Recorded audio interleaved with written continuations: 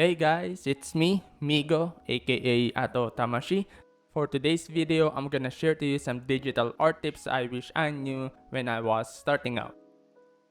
Most beginner artists tend to skip this step because it's boring. I know because I skipped this step too.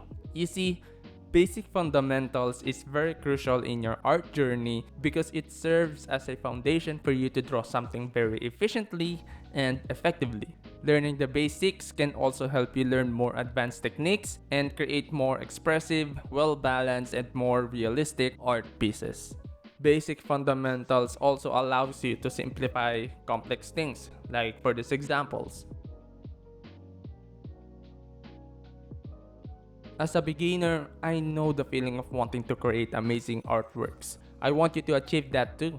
But what I don't want is for you to waste your time watching a lot of how-tos and tutorial videos and get discouraged when things didn't go the way you expected it. So don't rush it, learn the basic even if it is boring. Just put in the hard work and you will get there. But don't learn all of them at once, okay? Just learn one thing at a time. Being a beginner means you are a total noob, and that is okay. Often, when beginner artists try to learn something new and it doesn't go as expected, they get discouraged and quit. You see, learning art is not something you can do overnight. It takes discipline and consistency. Actually, this applies not just to art, but to anything you want to excel in. I believe that even the most talented individuals in their craft still need to put in the hard work to produce great results. So be proud when you suck at something, because it is a great sign that you can still evolve as an artist. While learning values is typically part of the basic fundamentals, I still want to highlight this tip because it is extremely important. Now, for those of you who don't know, values refers to the lightness or darkness of a color.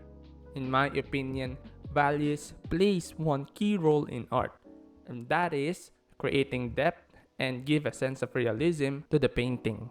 By using different levels of values, you can basically make your 2D painting appear more 3D. So guys, do not skip learning values. I repeat, do not skip learning values. Because the only thing it can do for your art is make it better. A lot of art bros are saying that using a reference is cheating, not real art or whatever. And I'm here to tell you that they are a bunch of bullshit. Everything that artists draw came from real life. And as an artist, if you want to learn, you have to observe the things around you. Can't draw ugly people? Look at the mirror. Can't draw handsome men? Look at me. Well, all I'm saying is drawing something that you haven't seen is literally impossible. And I should let you know that observing through a reference is the best way to be good at art, because not only it can make your art more realistic and convincing, you are also expanding your mental library. I mean, I don't even understand why people say something like that. Using a reference is cheating. What? So, if someone told you that using a reference is cheating, don't listen to them because they are stupid and don't know what they are doing. I personally relate to this because I do this a lot when I was starting out in digital art.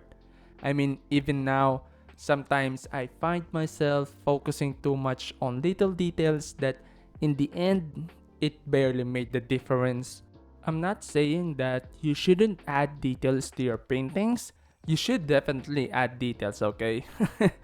All I'm saying is that if the details you're gonna add is not part of the focal point or will not make a huge impact on your painting, then why bother adding it in the first place?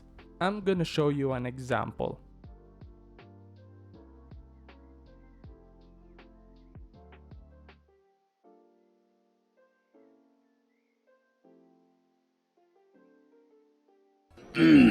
It took me one freaking hour just to draw that freaking set of eyes.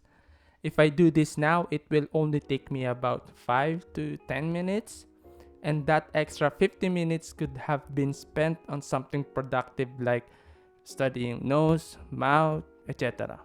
So that is why I always work on the bigger picture first, down to the smallest detail. Most of the art babies have perfectionist mindset, and I'm no exception. Sometimes I still find myself too fixated on making one area of my art perfect. But we have to remember that you and I are just human. We make mistakes, and our art are no exception to this. I think being a perfectionist can do you more harm than good, because you are holding yourself back to experiment new styles. You are not expressing yourself enough because you are more likely restricting yourself to follow certain rules. You are also not allowing yourself to learn from your mistakes. And all of this can lead to frustration and burnout, which can hinder you to enjoy the process of creating. Remember what Bob Ross said? We don't make mistakes. We have happy accidents. And lastly, as always, have fun. In my own experience, I produced my greatest art when I'm having fun. So that's it. I hope this helps. I know I've only listed a few, but I might cover more in the future videos. And so my question is, what art advice would you give to your younger self? Comment down below. I'd like to see your answers. If you want to see more art content like this, feel free to subscribe. And I'll see you on the next one. Bye.